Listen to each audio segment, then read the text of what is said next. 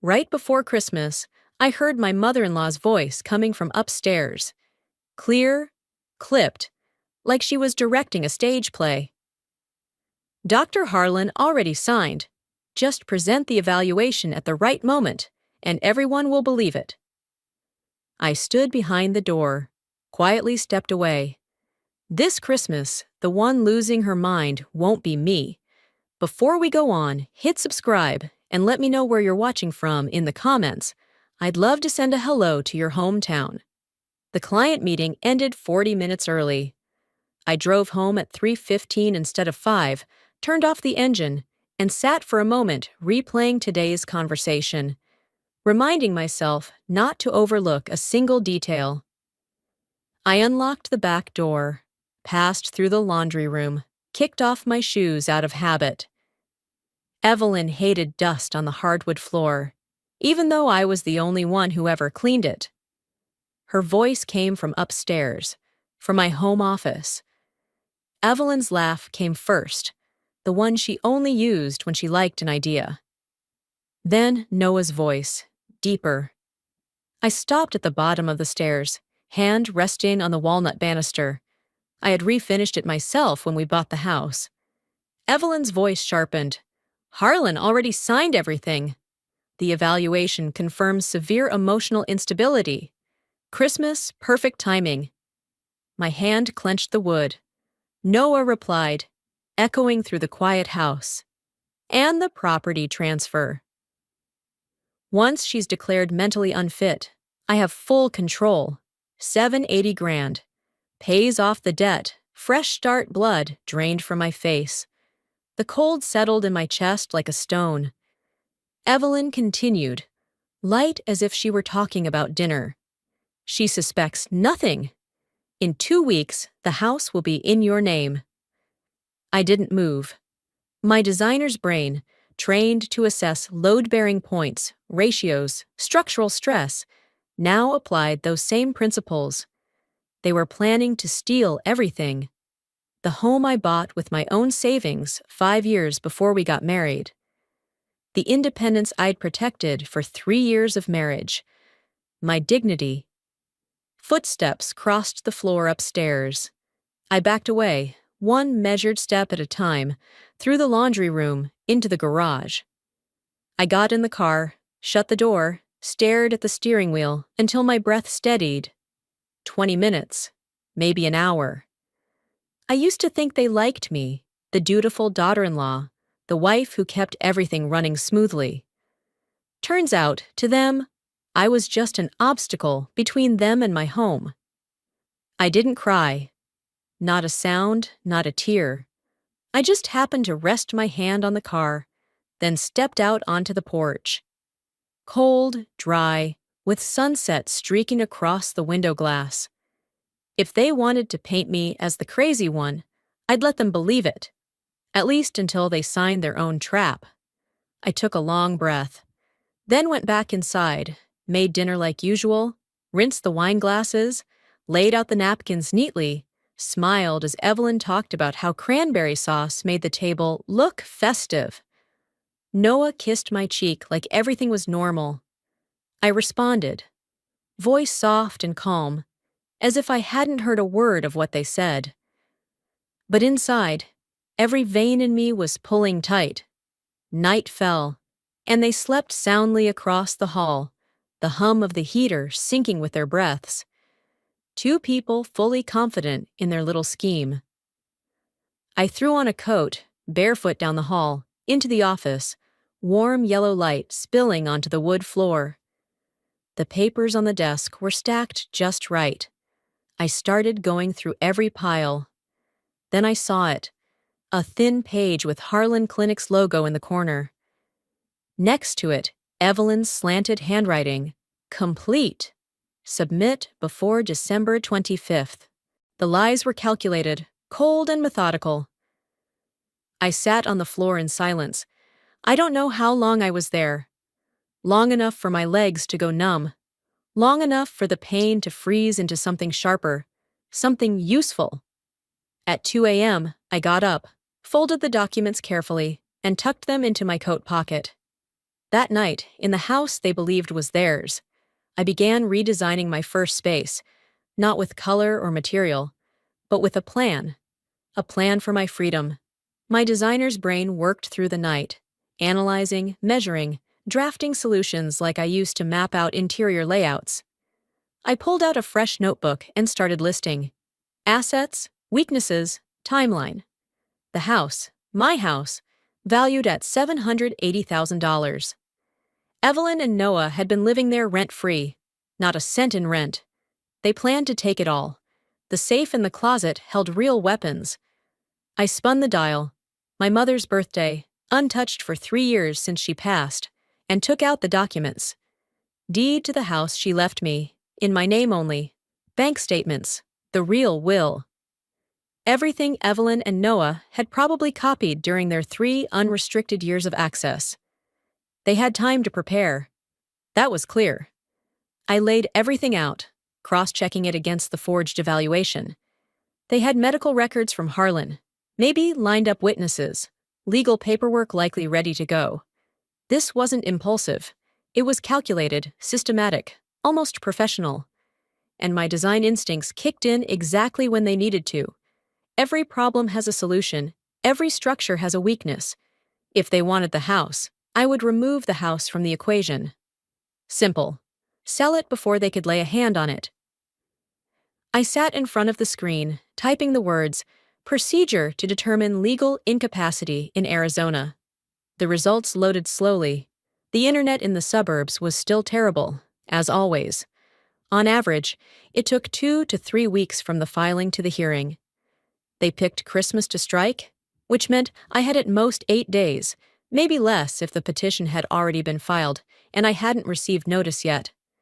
3 years of living together, I paid every bill, maintained the house, prepared every dinner, and this was their gratitude. I stared at the forged report still lying on the desk, silent for a few seconds. Fine, they wanted to play legal games. I knew the law, too. I'd spent my life designing structures. I knew how to build one and how to make it collapse. I opened my notebook and wrote the title, 8-Day Plan. Objective: strip them of all financial control before they could act. 8 days to sell a house. Insane, maybe impossible. But I'd done impossible things before. At 8 a.m., I made the first call. To a notary office in Phoenix. The woman's voice on the other end was young and brisk.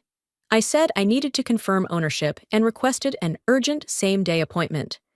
She said there was one slot left at 11. I took it immediately. Then I photographed the forged report, uploaded it to an encrypted cloud folder. I placed the original back on my husband's desk. They couldn't know I had found it. Evelyn left the living room at 9, and Noah right after. He didn't notice that his wife hadn't slept beside him that night. I had made coffee, sat at the kitchen table with the newspaper spread out, the picture of normalcy. Mother-in-law checking in. Are you all right? You look tired. I looked up at Evelyn, making sure my fatigue looked just believable. Client canceled early? Nothing serious. You two have plans today? Noah squinted at me. You sure you're okay? You seem different. I gave him a flat smile. Just thinking about Thanksgiving? Big family dinner. It'll be memorable. Noah left at 9:30. His truck rumbled down the street. My mother-in-law went off to her social group, reminding me before she left that her red Christmas dress needed to be hand-washed. I watched through the window until she turned the corner, then grabbed the documents and drove to Phoenix. The notary office was inside a shopping complex. Lacey Hayes met me in a small conference room. Gray suit, professional, around 40. She reviewed the property deed carefully. Ms. Gray, these papers show you're the sole owner. You have full rights to sell, but the timing is tight. She looked up. May I ask what's the urgency? I chose my words carefully. Said I knew my living situation was about to change. I wanted control over that change. Her expression shifted, worry flickering through her professional calm. If someone's pressuring you... No one is, I cut in, voice firmer than intended. I'm making a choice. The paperwork was processed quickly. Next stop, a small law office on the second floor of an old brick building, quiet and smelling of paper. Harper Reed, the attorney I'd searched for, was younger than I expected, around 40, slender, sharp eyes behind rimless glasses. I spread the photocopy of the forged psychological report on her desk. She read in silence, her face darkening with each page. When she reached Dr. Harlan's signature, she looked up. He doesn't hold a clinical psychology license. If this document is used against you, it's a criminal medical forgery. I asked directly, "What should I do then?" Harper replied instantly, steady voice. "Withdraw all personal assets today. Freeze every joint account. Draft a limited power of attorney so I can act if they move faster than expected. And if they're after the house, sell it before they strike." I nodded. She opened her laptop, checked court filings, then said, "Nothing's been filed yet. They plan to wait until after Christmas to declare it. So you've got about 10 days." I looked out the window, the midday light glinting off the glass table, and murmured, 10 days to dismantle the trap they built. Harper handed me a folder. Limited power of attorney, new bank account forms. "Can you refer a real estate agent who's fast and discreet?" She studied me for a long moment, then slowly nodded, pulling a business card from her drawer. "Cole Jenkins, best in Scottsdale for fast, quiet sales. Tell him I sent you." I held the card, felt its weight, the raised lettering, the texture. In the car, sitting in the parking lot, I stared at my phone. 8 days. I dialed. 1 ring, 2 rings. His voice was low, steady, the kind of voice of someone used to handling urgent transfers. I spoke plainly. "I need to sell my house before Christmas. Everything must be quick, under the radar." He paused, then replied, "If you want it discreet and fast, I have a buyer ready. But are you sure? Can I send someone to inspect the property?" "Absolutely." He gave a small chuckle. "All right, then. I'll take care of the rest." The call ended, and for the first time in hours, my hands stopped trembling. I sat in the parking lot outside Harper Reed's office, looking at the card she'd given me. "State attorney," the note said. "Someone who understood urgency." The car clock read 3:40. Evelyn and Noah weren't home yet. I had 2 hours left. Enough time. I drove to the Chase branch in Mesa, 2 towns over, where no one knew me. The branch manager helped open a new account, arranged for the funds from the house sale to be transferred, and ensured Noah's name appeared nowhere. I signed everything carefully, calmly, like I was signing off on a final design. When I got home, the clock read 5 p.m. Everything looked the same. When Noah pulled into the driveway at 5:15, nothing seemed out of place. My car was parked in its usual spot. He walked through the front door, called out, "I'm home," like always, and hung his keys on the usual hook. I stepped out from the kitchen. "Where were you this afternoon?" Mom called nonstop, he asked, watching me. I'd rehearsed. "Phone died." I was at the library, then just drove around, thinking about the Thanksgiving menu. "Still want the turkey here, right?" "Mom's inviting guests this year." "Of course." She's invited the Hendersons, the Morales family, about 10 people. "You don't mind, right?" "No, I like a full house during the holidays." I paused, letting the weight of memory settle between us. "Let's make it a real celebration." He smiled, stepped forward, hugged me. "We will. It's going to be a memorable day," he said. Yes, memorable, just not in the way he imagined. That night, I lay in bed, listening to whispers through the wall. Planning. Always planning. My phone buzzed. A message from Cole Jenkins. "House showing tomorrow, 10 a.m. Buyer's lawyer drafting the contract. Need your signature before noon." I typed, "I'll be there," deleted the message, deleted the whole thread, stared at the ceiling. Tomorrow, the house goes on the market. Tomorrow, their plan begins to fall apart, but they don't know it yet. Not yet. Footsteps in the hallway. Evelyn passed my door, probably checking if the lights were off. I shut my eyes, breathed evenly, steadily. The next morning, I didn't need an alarm. I hadn't slept all night, just lay there listening to the clock and the wind brushing against the roof. At 8 a.m., the sound of running water from Evelyn's bathroom echoed. Everything still appeared normal. Noah played music while shaving. A perfect morning for them to believe nothing was off. I picked a simple dress, tied my hair back neatly, brewed coffee like any other day.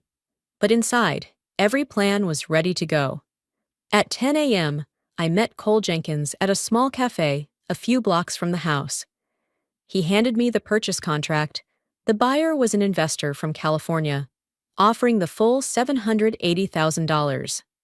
I signed each page. Every signature was like slicing through another thread tying me down. After that, I went to the bank and moved all the funds into a private account.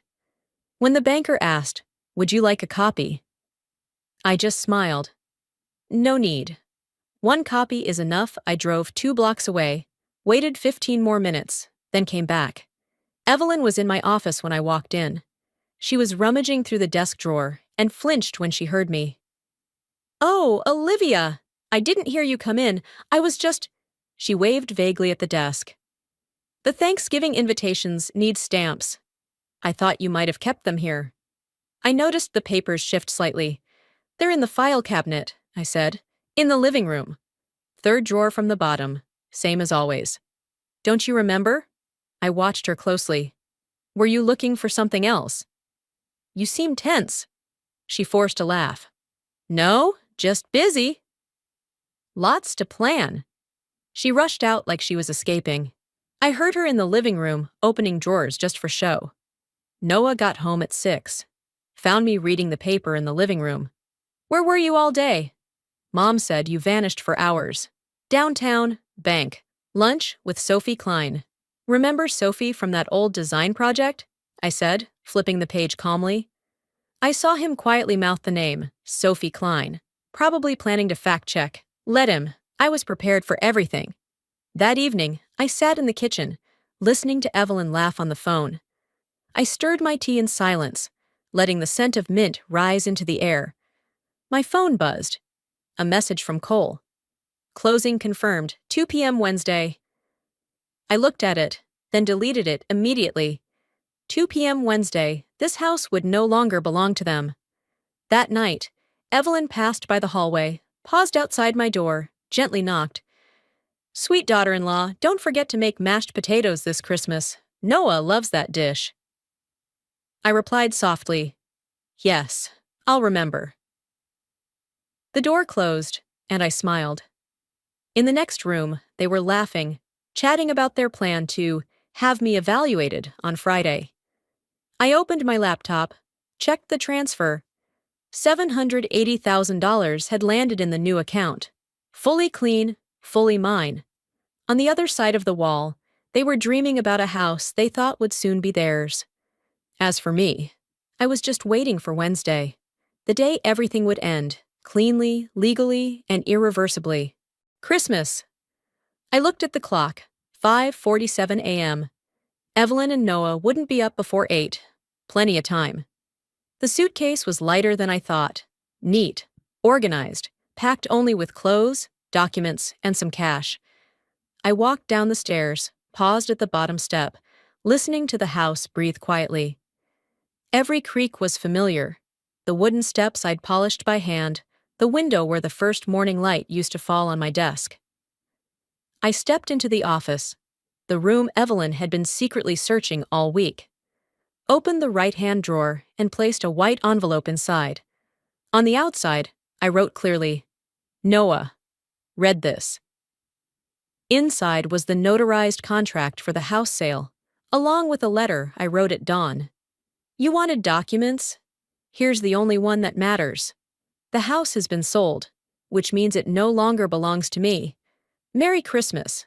Enjoy what's left of your broken scheme." I took photos of everything, uploaded them to the cloud, proof of absolute clarity. At 6:15, I loaded the suitcase into the trunk, started the engine, took one last look at the house. The porch light I'd left on from the night before still cast a glow across the lawn. I reversed out, didn't look back. Phoenix was still half asleep when I arrived at the hotel. The receptionist smiled brightly and asked, "Traveling early for work?" I replied quietly, "Not exactly. I'm just leaving at the right time." She didn't understand, but nodded anyway. I paid in cash for 3 nights. The room was small, overlooking the city. I hung up my clothes, laid out my documents, placed my phone and laptop on the desk. Harper, Cole, and the bank account were all set. At 9, I called. "Harper, it's done." "The letter's in the drawer," she answered, voice calm but warm. "Good. Now we wait." I looked out over the Phoenix skyline. For the first time in 3 years, I was in control of my life. The morning passed slowly. I sat by the window. By noon, I checked my phone. I knew it was coming. The call, the discovery, the explosion. Part of me wanted to turn it off, disappear completely. But no, I needed to hear it. Hear the moment he realized everything he plotted had fallen apart. My finger hovered over the power button, then pulled back. Let it ring. Let him panic. Let him feel what betrayal feels like from the other side. 2:03 p.m. The phone lit up. I let it ring 4 times before picking up. My husband. "Where have you been all morning?" "The guests are arriving." "The Hendersons just got here. Everyone's asking about you." "I'm exactly where I need to be. Away from you, Noah." His voice jumped, panicked. "What? Honey, this isn't funny." I looked at the city glowing under sunlight and answered slowly, "Noah, check the office drawer. Right side." Silence for a few seconds. Then the sound of rushed footsteps, a drawer opening, paper rustling. I pictured the moment he pulled out the envelope, his eyes reading line by line, and the scream that shattered like glass. "She sold it! She sold the house! Just days ago!" I held the phone away, recording the entire call. Chaotic noise, Noah yelling, Evelyn's voice shaking with rage. "What the hell did you do?"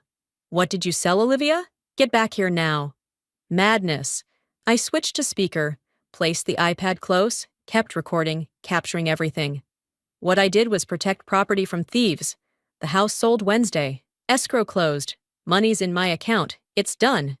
He shouted back. "Done? You think you can just— You've been manipulated. Someone's using you. We'll prove you're unstable. We were happy, and you disappear at Christmas, saying you sold the house?" I almost laughed. Bitter. "You can try." I've got 3 independent psych evaluations, signed and dated, proving I'm fully competent. Dr. Harlan isn't a licensed clinical psychologist, and falsifying medical records is a felony. You know that, right?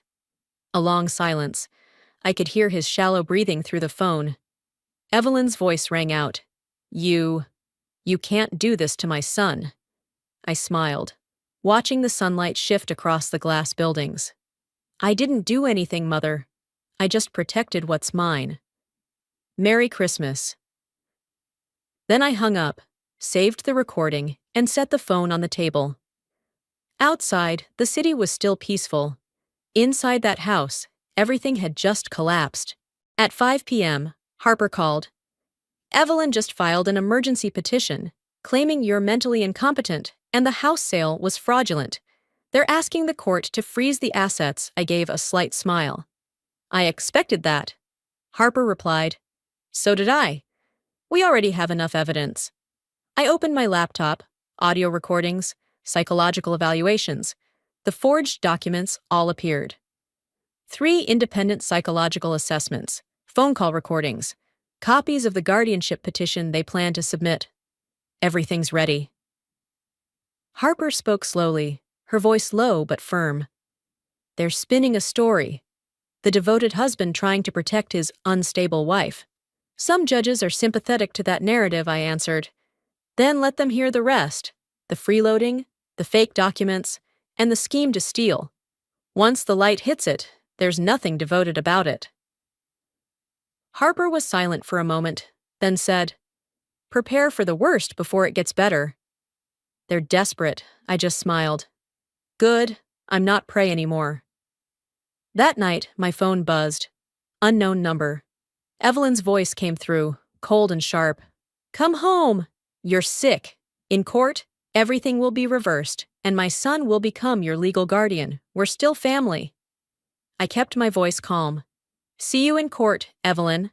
I blocked the number, stood by the window, looking out at the city lights. They could file as many motions as they wanted. The truth was still on my side. 2 days later, Harper emailed, "Emergency petition denied." No evidence of mental decline. I read the message, then closed my eyes. One victory, but they weren't done. They hired Marcus Webb, a lawyer known for dirty courtroom tactics. I agreed to undergo the court-ordered evaluation, not out of fear, but to end this once and for all. In January, I completed 3 separate independent assessments, all confirming I was fully sound. Meanwhile, Evelyn spread rumors that I stole my mother-in-law's jewelry. 2 days later, the police knocked. I showed them old photos, insurance policies, receipts. Everything legal, all mine. 48 hours later, the case was closed. No evidence of theft. I looked at the closure notice and laughed. When you have proof, the truth doesn't need to scream. On January 15th, I arrived at the court's forensic center. 6 hours of in-depth psychological evaluation, from memory to decision-making capacity. At the end, the doctor concluded, logical reasoning exceeds standards, behavior fully stable, decision to sell assets was deliberate and legal. When Harper read the report aloud, she looked up and smiled. You just tore their entire case apart. The judge will dismiss it. Don't worry, Harper said firmly. There's nothing left to dispute. I nodded slightly. Good. Now it's our turn to strike back. I want them to pay back every dollar from the 3 years they lived rent-free in my house, $48,000, and another $50,000 for my dignity, for the slander, for the sleepless nights. Harper hesitated. Are you sure? With that amount, they're nearly bankrupt. I answered coldly, even better. They tried to steal my life, now they'll pay. In cash. The hearing was swift. Judge Hayes read the ruling with a tired expression. After reviewing the findings from Dr. Mitchell, the court finds no indication of mental incompetence. The defendant's actions were a reasonable response to a direct threat. The petition is dismissed. Attorney Marcus Webb tried to stand and object, but the judge raised a hand. Mr. Webb, your client has wasted this court's time with baseless accusations. Sit down before I consider sanctions for abuse of process.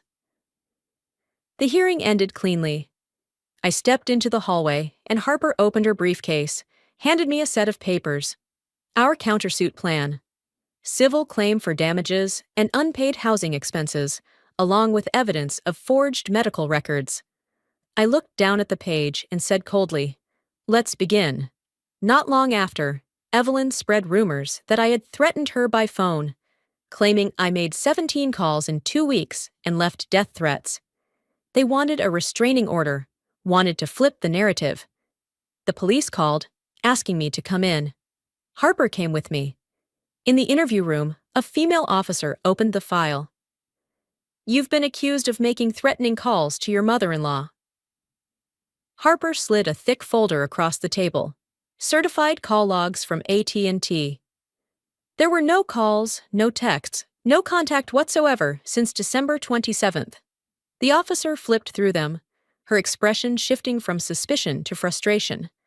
She claimed 17 calls on January 8th, 9th, and 12th, but your phone shows 0 activity those days.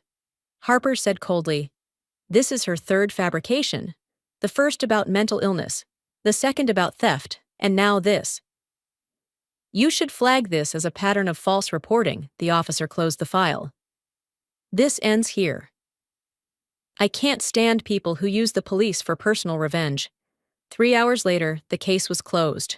Ruling. False accusation, no evidence, no charges filed. Harper requested a copy to attach to the civil countersuit, proof of a consistent defamation pattern. I only said one thing. Good. That's enough. Now it's time the court makes them pay every cent. On February 15th, Harper officially filed the civil countersuit with Maricopa Court. It demanded $98,000 in damages, $48,000 for unpaid rent over 3 years, and $50,000 for reputational harm, along with a motion to refer the forged medical record to the criminal division. 2 weeks later, Noah was served and went pale. He called me, voice desperate. "We both made mistakes. You sold the house. It's over. Please don't sue. I only have $20,000 left. Take it. Let's end this." I pressed record and replied calmly, "You thought you'd walk away with $780,000. Now you think $20,000 is a deal?" "I don't need pity money. I need justice." He went silent. On March 15th, at the hearing, I sat beside Harper, with a full timeline laid out in front of us. 3 years of scheming, forged documents, recordings, psych evaluations, police reports. Judge Morrison reviewed everything, then brought the gavel down. The defendant's conduct constitutes fraud, defamation, and a serious violation of ethical and legal standards. The court orders defendants Evelyn Thompson and Noah Thompson to jointly pay $98,000 in damages and refers the matter of medical record forgery to the criminal authorities for investigation. The room fell silent. "The hearing is adjourned." The judge struck the gavel, voice cold. Evelyn stood up, trembling, her face pale.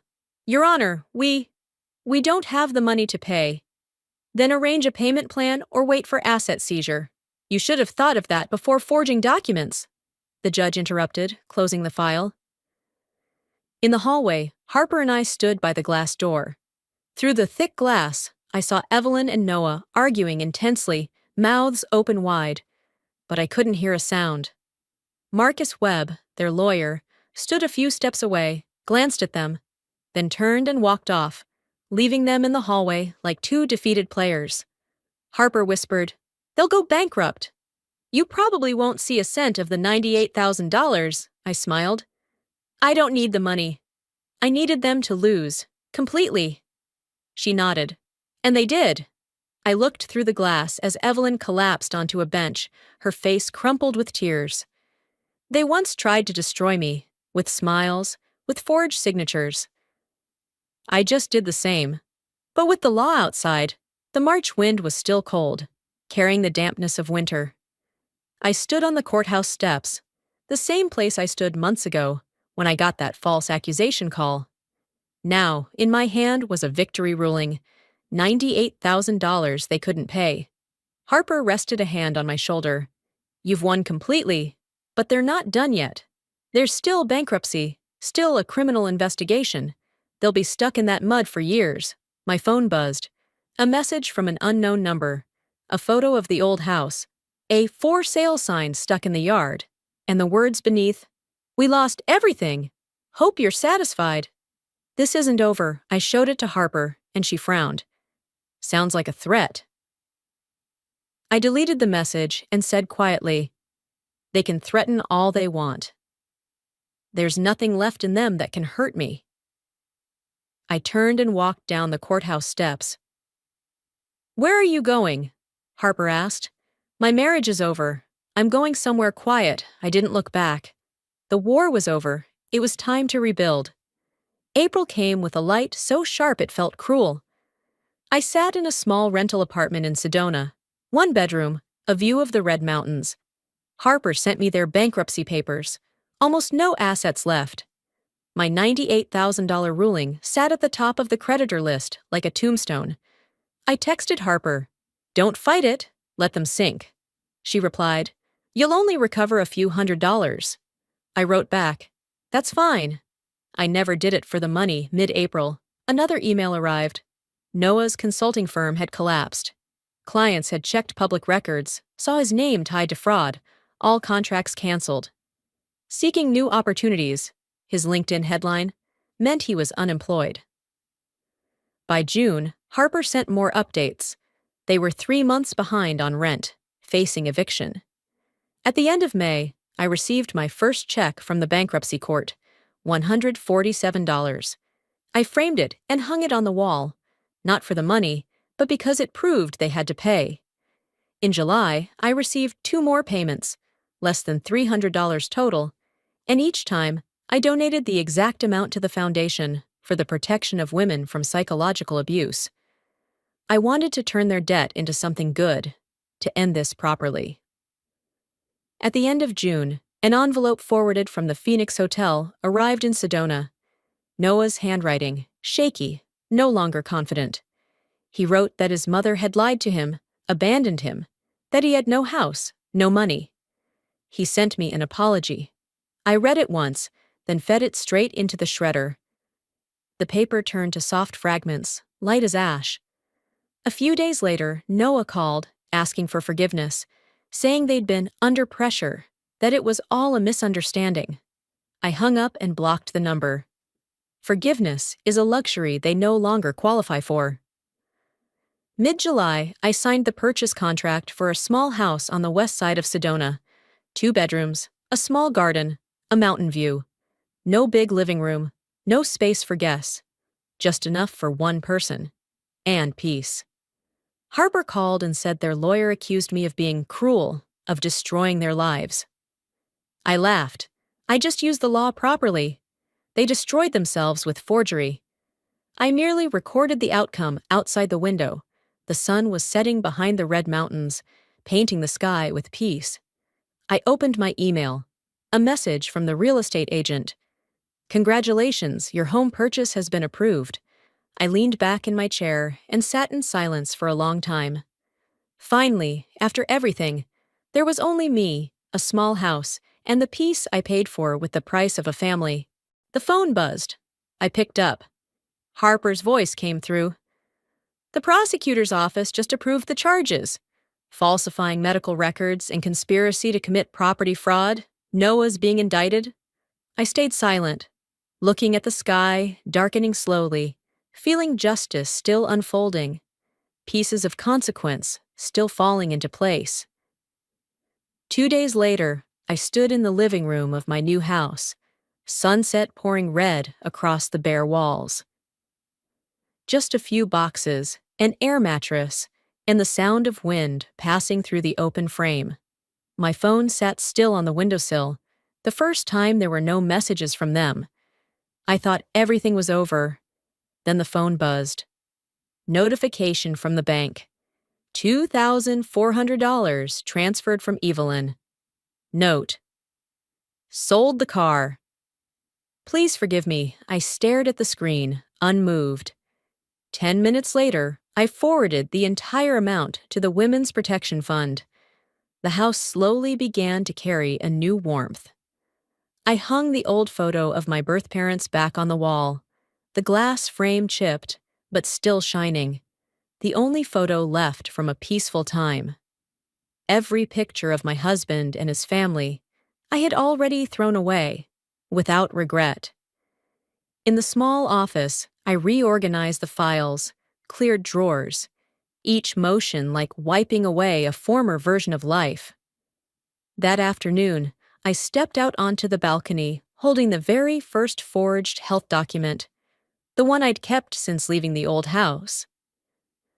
I looked at it one last time, then tore it to pieces and let them fall into the canyon behind the house. The fragments, white like paper petals, glinted for a second in the sunset, then vanished among the red rocks. I stood there for a long while, letting the dry Sedona wind brush across my skin like a final severing ritual. I was no longer tethered to the past. Only me, this house, and the absolute quiet remained. Late that night, one final message appeared. You're my wife. You're all I have left. I read every word carefully, my fingers sliding across the keyboard. You have exactly what you built. So do I. The difference is, I built mine with the truth. Sent. Then I blocked the number, powered the phone off. All sound went silent. I leaned on the railing, watching the mountains darken into the night. From somewhere deep inside, no anger, no affection left, just a calm, weightless emptiness. That night, I finished unpacking, folded clothes into the wardrobe, plates onto the shelves, switched on the new security system. The doors locked, the codes changed. No one but me could enter. I stood in the empty living room, the light reflecting in the glass pane, showing the face of a woman who was once seen as a victim, now the architect of her own life. Free, safe, untouchable. Tomorrow, I'd keep unpacking, set up my workspace, then walk along Sedona's trails. The life ahead of me, a new blueprint. I no longer live to fight anyone, but to rebuild myself. And this time, every single brick is named truth. If you've ever been told you're not strong enough, tell your story. Hit subscribe to follow the journeys of those who reclaim their voice and turned their pain into power.